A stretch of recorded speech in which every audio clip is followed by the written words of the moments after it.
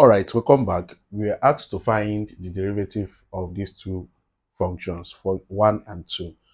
When you look at this question, you see that question 1 has two functions. So we have logarithm function and quadratic function. So that means we are going to use chain rule, right? So, and how do we do that? We usually separate it. We can say let y be equals to ln what? U. Okay, so we now say u will now be equals to x squared plus 3x plus 5. So these are the two functions, logarithm function and quadratic function. So we now find the derivative of each of those functions. So we now say dy du will now be equals to 1 over u. Remember that when you have y equals ln x is the same thing as dy the x equals 1 over x. That is what it means.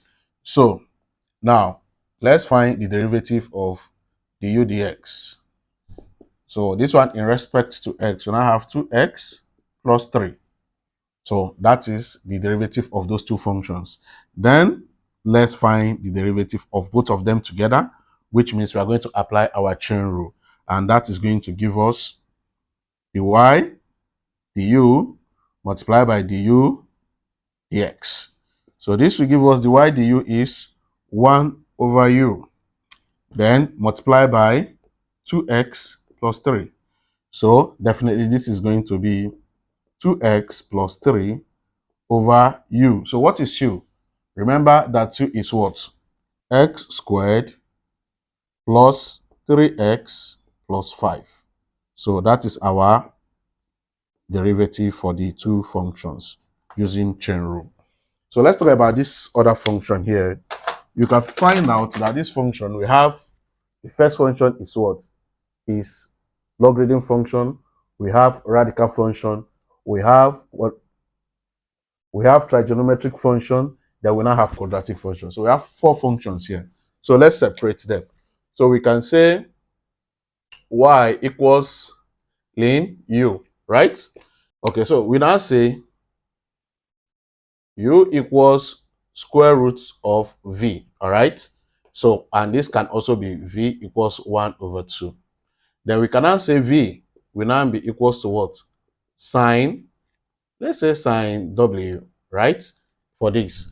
Then we now say w equals x squared plus 1.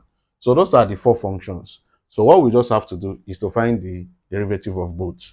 So let's do it. Let's find the y du. The y du is going to, of course, give us y over 1 over u. 1 over u. That's it. So let's talk about du dv. So this will give us 1 over 2 v raised to power negative 1 over 2.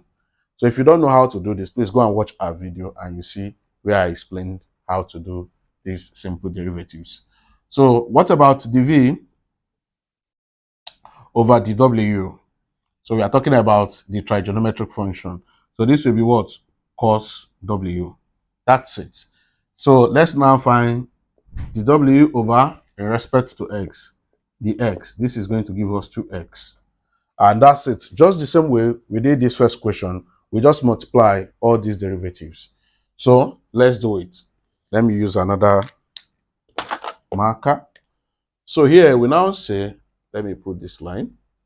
We have the y, the x will now be 1 over u multiply by 1 over 2 v to the power of negative 1 over 2, then multiply by cos w, then multiply by 2x, not 2w, 2x.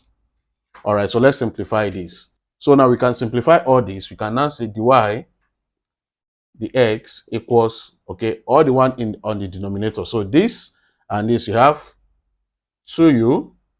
Then remember, this is v raised to power negative 1 over 2. So v 1 over 2. So we now have 2x. For this 2x, you now have cos w. That's it.